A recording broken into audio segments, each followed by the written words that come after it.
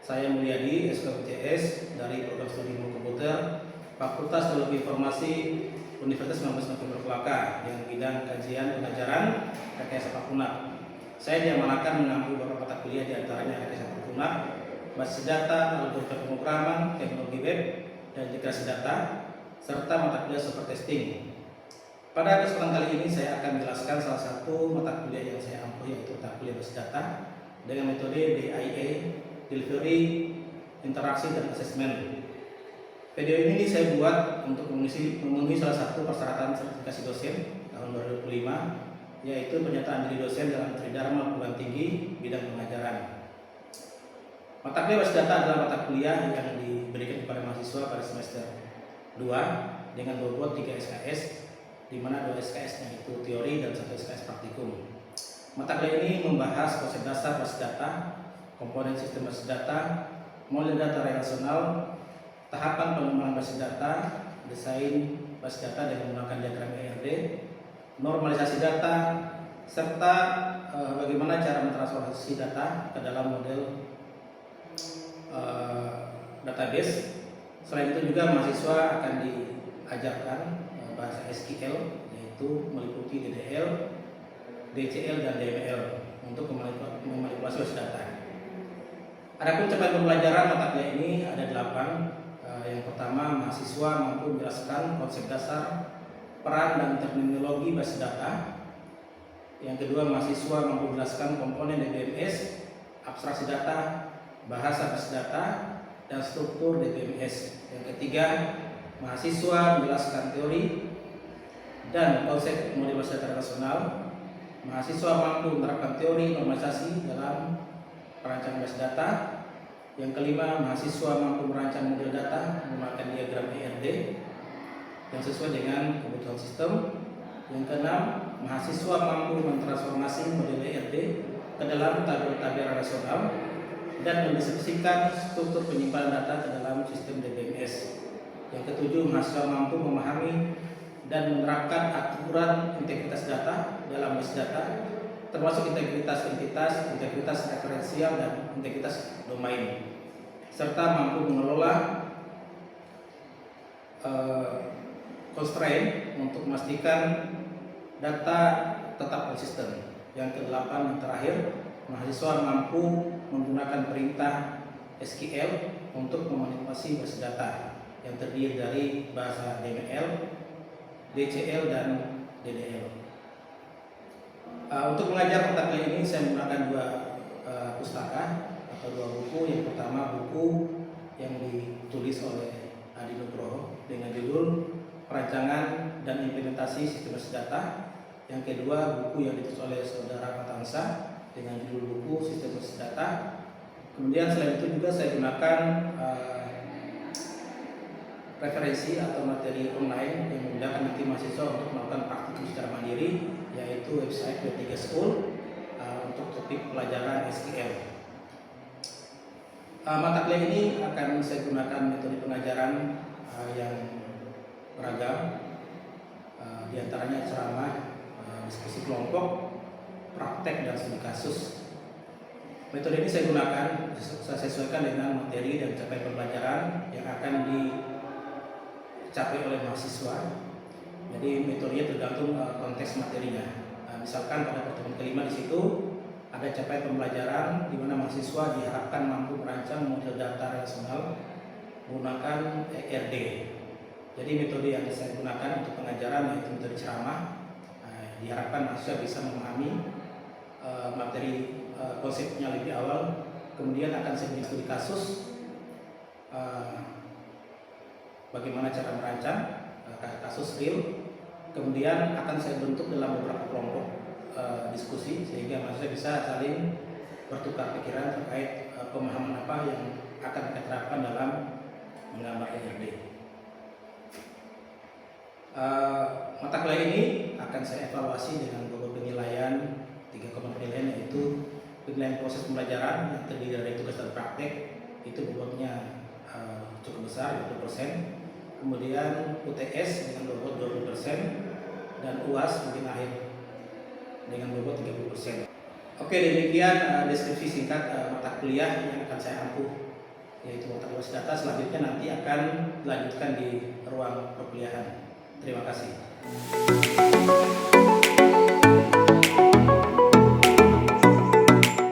Assalamualaikum warahmatullahi wabarakatuh. Waalaikumsalam warahmatullahi wabarakatuh. Baik, hari ini kita akan lanjut pada pertemuan keempat, yaitu mata kuliah basis data dengan topik entity relationship diagram. Oke, sebelum kita lanjut ke materi ini, saya akan tanya dulu mahasiswa sekalian. Pada pertemuan sebelumnya kira-kira udah dipahami apa itu basis data? Sudah ya, jadi kita langsung mulai aja ya. Sebelum kembali, basis data itu adalah tempat di mana nanti data-data itu akan disimpan di dalam suatu organisasi atau suatu perusahaan. Dan diagram ERD ini adalah salah satu diagram nanti akan digunakan bagi seorang analis untuk merancang basis data. Karena basis data itu akan menjadi penentu juga, penentu bagi perusahaan dalam nanti mengambil keputusan. Jika basis datanya itu baik, maka nanti data yang akan diolah itu akan menghasilkan informasi yang baik. Tapi jika basis datanya tidak bagus, maka nanti akan menghasilkan data yang tidak konsisten, data yang redundant, sehingga bisa-bisa di perusahaan salah mengambil analisa kesimpulan. Oke, baik, jadi mata kuliah ini sangat penting bagi kita karena ini akan menjadi dasar bagi mahasiswa untuk bisa merancang sistem basis data. Oke, sebelum kita lanjut ke ERD, saya akan tanya dulu ke mahasiswa. Kira-kira ada yang sudah pernah belajar di rumah apa itu entity? Entity itu kalau bahasa kita sehari-hari entitas. Apa itu entitas? Entitas. Ada yang paham apa itu entitas? Belum Pak. Nah, coba searching dulu di perangkat masing-masing atau tanya ChatGPT, tanya Om Google apa itu entitas. Sebelum saya jelaskan lebih lanjut, saya harap mahasiswa sudah bisa punya pemahaman awal dulu apa itu entitas. Tinggal nanti dilengkapi pemahamannya. Apa itu entitas? Yang punya pakai data coba searching dulu.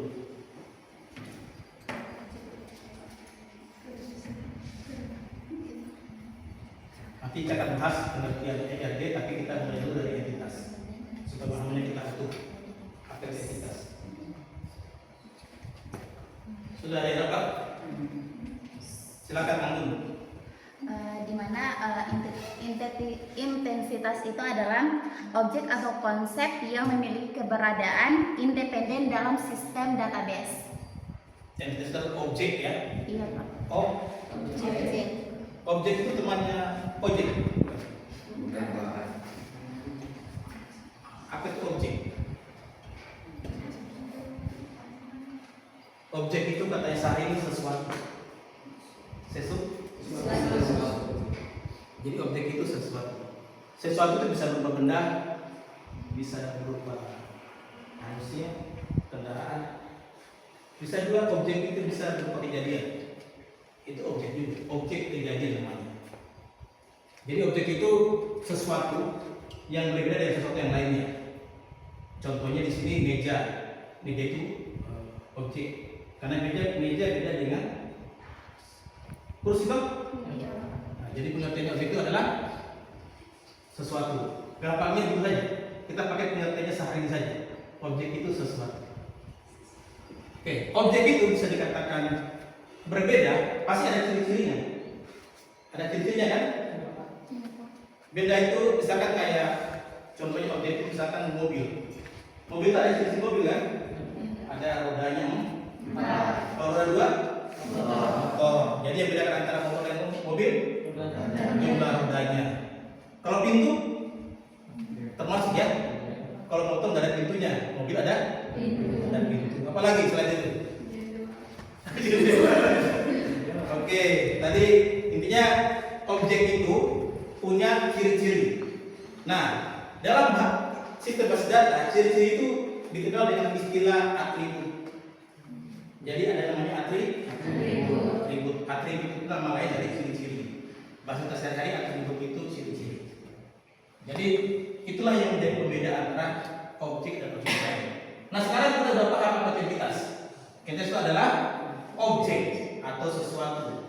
Bisa berupa benda, bisa berupa kejadian. Nah, kemudian kita disuruh atau kita di sini akan memahami apa itu ERD. ERD itu adalah entity relationship diagram. Pengertiannya apa itu? Makna kalimatnya dulu. Kita lanjut dulu ya. Sorry saya tidak punya. Oke, ini bahasa yang paling mudah bisa dipahami. ERD itu pengertiannya yang gampang saja ya, diagram yang menggambarkan atau merepresentasikan hubungan antar entitas atau hubungan antar objek. Contohnya hubungan antara siapa dan siapa. Contohnya kalau di kampus hubungan antara mahasiswa dengan apa hubungan mahasiswa dengan dosen? Dosen mengajar mahasiswa. Dosen membimbing mahasiswa. Itu hubungannya.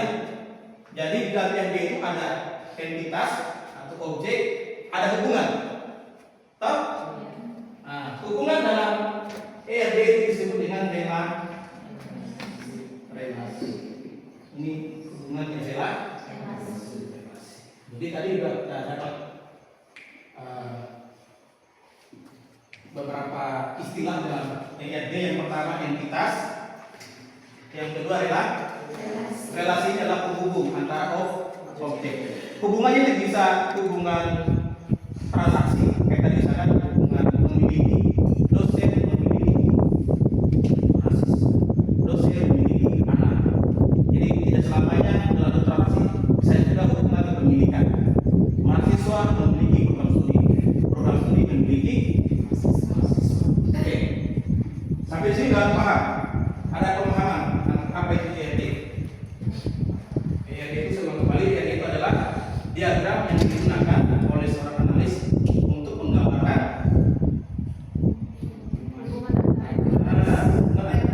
apa tujuan ERD? Untuk mengkoneksikan antara entitas tadi. Untuk merancang basis data. Basis data itu yang kita pahami adalah tempat di mana data-data itu disimpan. Nah, data-data itu kan biasanya dalam bentuk entitas tadi, data mahasiswa, data dosen, dan ada juga data yang sifatnya dia kejadian, misalkan absensi dosen, absensi mahasiswa, pengajaran dosen, pengajaran apalagi ya, bimbingan dosen. Itu semua data-data yang berbentuk transaksi yang nantinya akan disimpan ke dalam basis data. Nah, ERD ini nanti akan kita rubah. Bagaimana kita merubah dari sistem transaksi yang ada tadi ke dalam sistem basis data. Nah, ERD ini yang menggambarkan tadi. Tidak bisa kita langsung dari cerita begitu langsung kita bikin database-nya. Tidak bisa begitu, harus digambar dulu. Kenapa perlu digambar? ERD-nya itu untuk menyamakan persepsi antara si orang analis, pemilik perusahaan atau organisasi dengan para programmer. Jadi harus ada media yang menjembatani untuk menyamakan pemahaman. Karena nggak bisa kita sebagai seorang pengembang aplikasi membuat aplikasi yang berada database sesuai kita. Itu fatal. Nanti takutnya ketika dikembangkan database-nya justru nggak sama dengan sistem yang dijalankan oleh perusahaan. Makanya perlu suatu diagram yang digunakan oleh pengembang itu untuk bisa dipahami bersama antara pengembang dan pemilik perusahaan atau organisasi.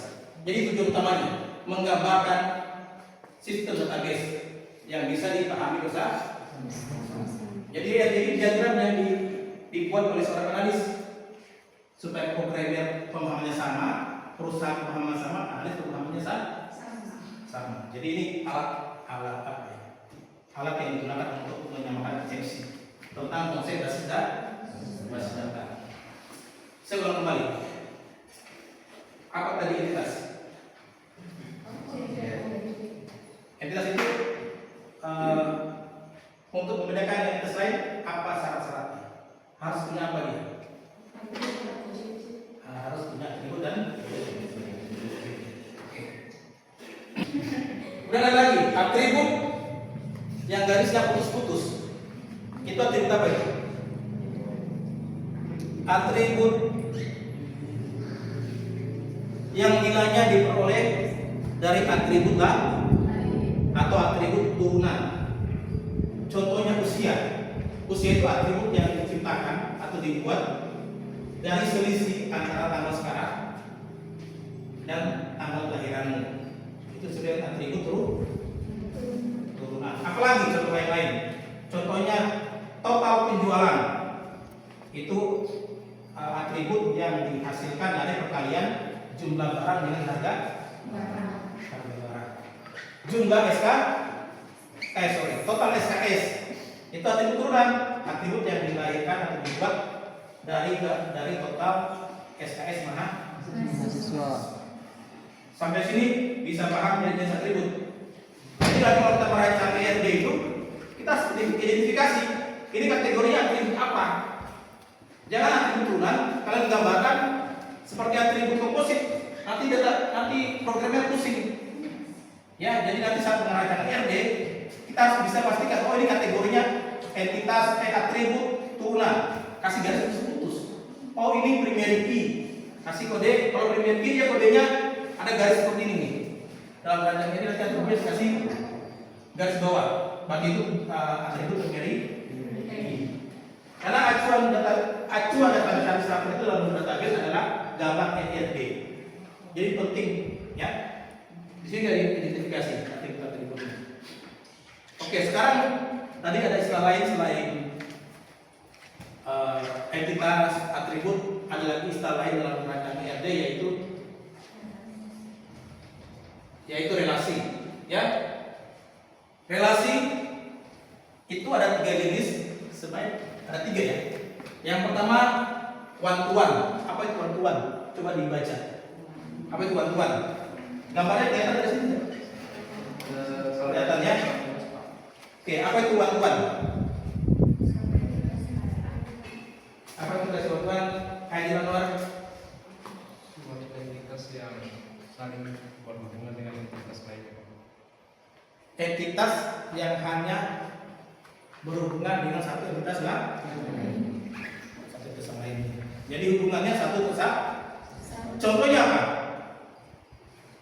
Contohnya seorang pria hanya boleh menikahi seorang wanita. Itu di Indonesia. Tapi di negara lain bisa berbeda. Jadi saat kita merancang ERD itu harus sama sesuai dengan konteksnya. Nggak bisa ERD di negara lain atau sistem lain, perusahaan lain kita bawa di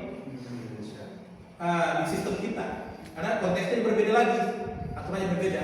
Makanya penting bagi kita memahami konsepnya dulu. Jadi entitas yang hanya bisa berhubungan dengan satu entitas.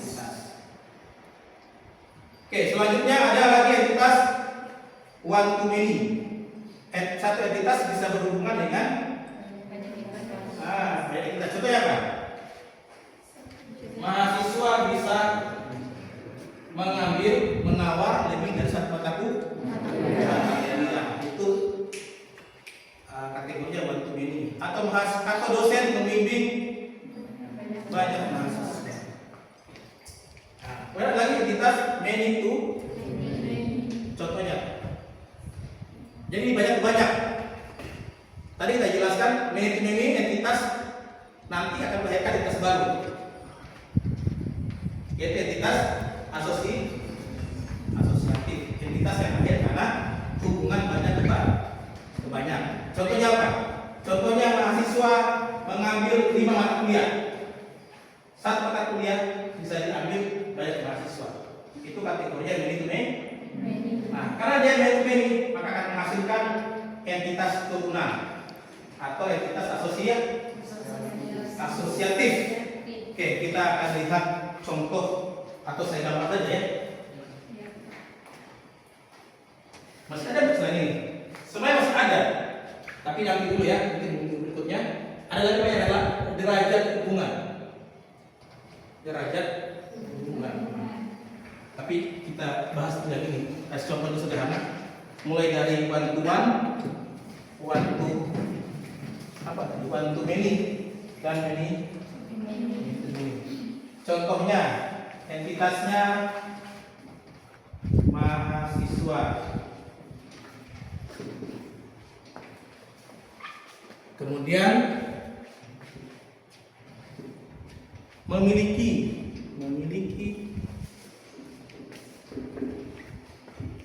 program studi. Kemudian mahasiswa mengambil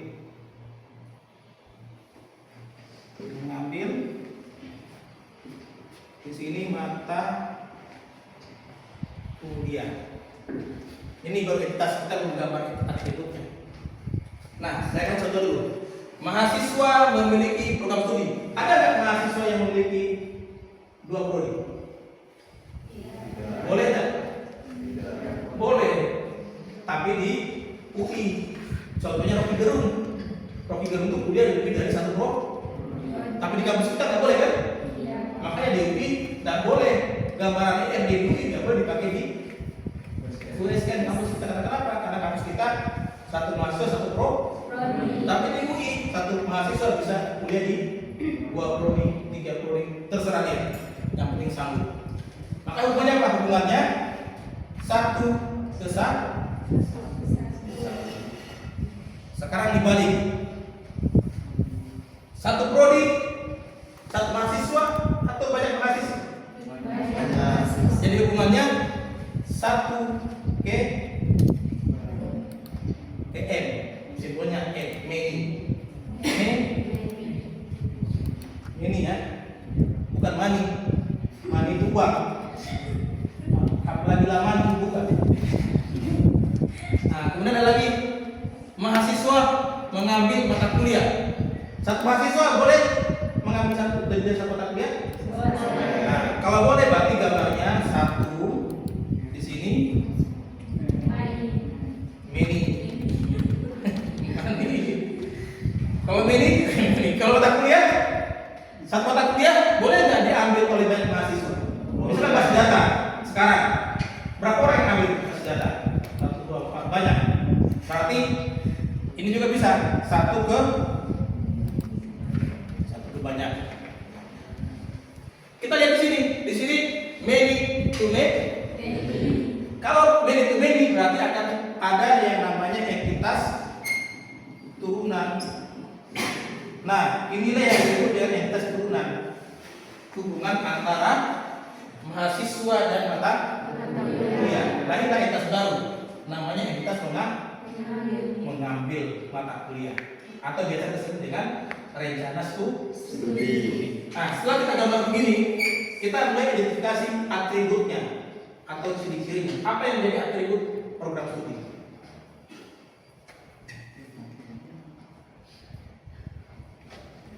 Apa yang menjadi atribut program studi? Program studi atributnya, ciri-cirinya. Ada nama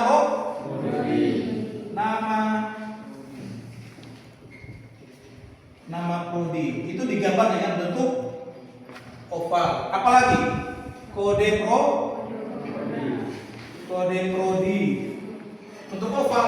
Nah, di sini saya anggap kode prodi itu harus unik, maka dikasih garis seperti ini. Apalagi akreditasinya, akreditasi, tahun berdirinya, dan seterusnya ya. Ini diidentifikasi. Begitu pun juga dengan mahasiswa, kita identifikasi. Ya. Nah, setelah kita berhasil menambah RD begini, tahap selanjutnya kita harus mampu merubah. Kita harus mampu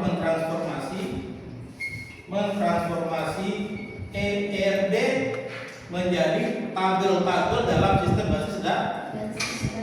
Nah, ini insya Allah akan menjadi pertemuan kita selanjutnya, Nah, nanti kalian saya contoh gambar, mungkin bisa satu kelompok 3 orang, siapkan kertas, kalian gambar ERD.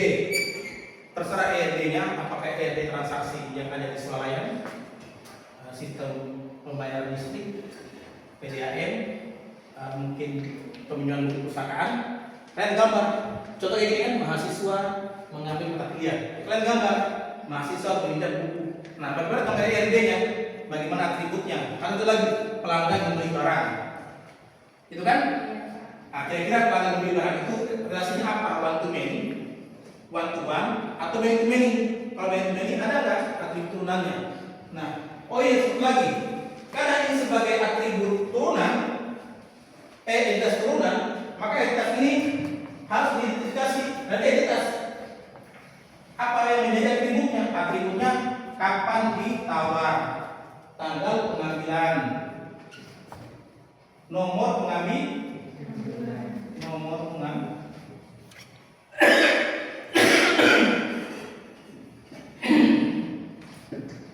jumlah, oke, jumlah pengambilan dan seterusnya ya. Sorry, saya batuk.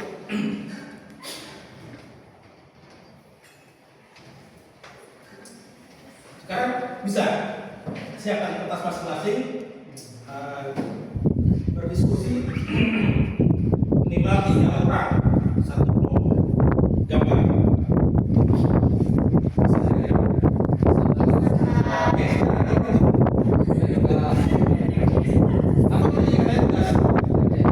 Oke, tugas boleh, tetapi nanti gambarnya ini dalam karton yang besar. Nanti dijelaskan ceritanya itu alurnya kayak tadi. Oh, ini saya contoh ya. Sorry. Ini ada contoh seperti ini. Nanti kalian bikinkan narasi seperti ini, contoh narasinya, dan kalian bikinkan gambar IRD seperti ini. Nanti kalian jelaskan ada berapa entitas dan seterusnya. Ya, nanti petunjuk dan nanti akan dikirim di grup untuk tugasnya. Nanti minggu depan kalian bawa kertas karton, digambar seperti tugas gambarannya. Nanti masing-masing kelompok akan menjelaskan kepada kelompok yang lainnya. Seperti biasa, ya. Dibikin gambarnya dan bikin supaya orang yang lain bisa paham apa yang kamu lakukan. Oke, sampai sudah pertanyaan sebelum kita akhiri. Tidak ada. Mungkin lu bertanya, siapa yang bayar kertasnya, Pak? Ya, patungan ya. Nanti kelas video saya siapkan, tapi kalau kertas kan 3 bulan. Ya, kalau 3 orang kan 1 orang. Saya kira tidak terlalu banyak mahasiswa. Oke, ada pertanyaan? Atau saya ulang? Katanya saat ini apa aktivitas?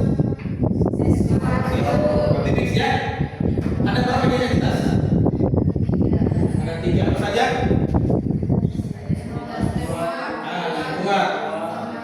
Yang lemah dan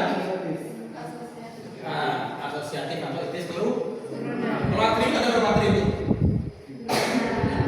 Ada 5 perkara. Yang pertama entitas biasa, atribut biasa. Yang kedua komposit. Yang ketiga multi value atau multi nilai. Yang keempat atribut kunci. Yang kelima atribut turunan. Oke, mantap.